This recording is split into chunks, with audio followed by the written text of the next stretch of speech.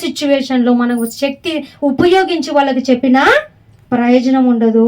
పెద్ద అయిన తర్వాత కాదు మనం చెప్పాల్సింది, చిన్నప్పటి నుండే చిన్న పొరపాటు చేసినప్పుడే.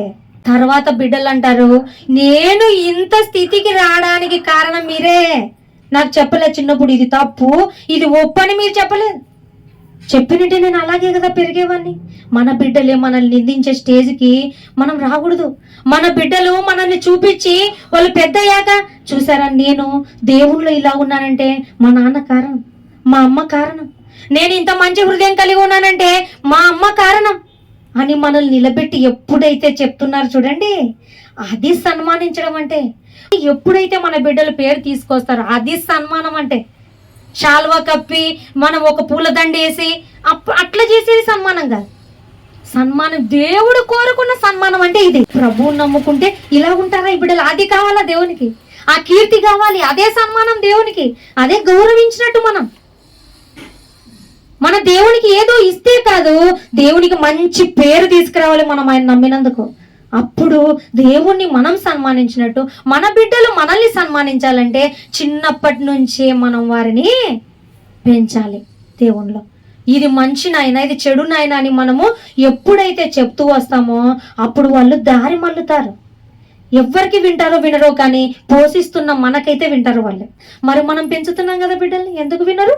వినకుంటే వినేంత వరకు కొట్టే అవకాశం ఇప్పుడు ఉంది, పెద్దయ్యాక చిన్నప్పుడు ఉంది.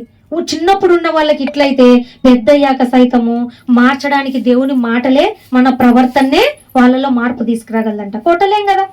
ఇప్పటి వరకు దేవుని లేకుండా పెద్ద అయ్యారు అనుకుంటే మన ప్రవర్తనలో మార్పు చేసుకుంటూ దేవుని ప్రేమ మనలో చూపిస్తే పెద్ద అయినటువంటి వారు సైతం మార్పు రావడానికి కారణం ఉందంట. మన వాక్యం చెప్పకుండానే, దేవుని గురించి చెప్పకుండానే మన ప్రవర్తనను బట్టి వారిని మనము మార్చవచ్చంట. కాబట్టి అంత మనలోనే ఉంది.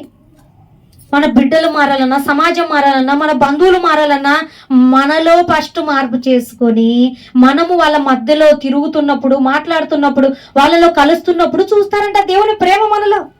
అప్పుడు వస్తుందంట వాళ్ళలో చలనం.